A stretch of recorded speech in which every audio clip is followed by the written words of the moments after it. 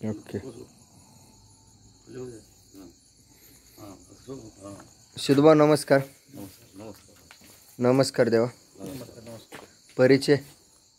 सिद्धेश्वर विठ्ठलराव डाके. मामा तुमचं नाव. विठ्ठल आसोबा डाके महाराज, सिंदपाना चिंचोली तालुका गेवराई जिल्हा बीड. आता किती वाजलेत सध्या अंदाज? 9:15. 9:15. बीड जिल्हा. 9:15 वाजता तांडोऱ्या गावी विशेष काय नेमकं? आम्ही गोरेजी रात्री खोंड घ्यायसाठी पंढरपूरला आलो. तिथं मळगे साहेबाची भेट झाली. तिथे व्यवहारमध्ये आमचं देणं घेणं येऊन उद्या बघू म्हणलो आणि देणं घेणं आपलं झालंय आणि त्यांनी आम्हाला सत्कार केला. खोंड आमच्या ताब्यात दिलं आणि खरोखरच त्यांनी एक प्रश्न टाकला, आम्हाला पुरा परत देतान का? आम्ही विचारलं पहिलं होतं जे आता होईना आम्हाला देऊ तुम्हाला. आमची जबान बी झाली. आम्हाला भाग्यशीर राहा, त्याला आशीर्वाद द्यावा. खात्या गावाने आमच्या घराला चालू बीड जिल्ह्यामध्ये रोपटं उभा असं नाव त्यांचं हेरही चालवा, आमचं बी नाव चालवा. आनंदाची गोष्ट व्हावं, एकामेकाला झाली.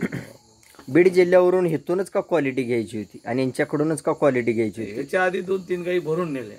बर. आणि इथून आम्ही असं म्हणजे जवळ कर्नाटकामध्ये बऱ्याच दिवस फिरलो. पण अशी ओळूचे 7 राजाचे हे आम्हाला असं आढळून आलंच नाही. 10 ते 15 वर्ष आमचे फेल गेले. पण 2 गाई भरून नेल्या, एका गाईला कारोड झाली. ते पुढच्या 3 वर्षासाठी बळच मागं लागून त्याने आम्हाला एक रोपटं हवाले करून दिलं आणि ते आज घेऊन चाललो 9:15 वाजता. किती वर्षानंतर हे आता हे 12 वर्षानंतर. 12 वर्ष ओळख फेर आम्ही बघत फिरत गेलो पंढरपूर. पण अशी खान सापडली. विजापूर पोस्टवर बी गेलो.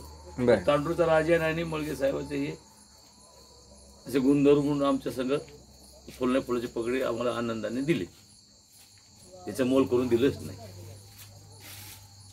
ठीक आहे, धन्यवाद. मान सन्मान दिला, इथपर्यंत आलात. आणि 12 वर्षाच्या अभ्यासानंतर, 12 वर्षाच्या तपश्चर्यानंतर विचाराच्या तुम्हाला एक गोष्ट मिळाली आणि एक विश्वास ठेवला, इथपर्यंत पोहोचलात. त्याबद्दल तुमचं मनपूर्वक आभार आहे.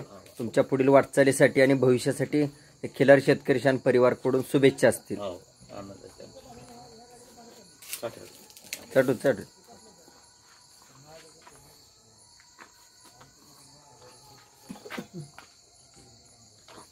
असं करायला ते गाठ मारून जाते. आता तुम्हाला लावून द्यायला लागले. बघा मावा, काय नाही, आनंदाची गोष्ट आहे. काय लोकांना चाललं नाही. ओके.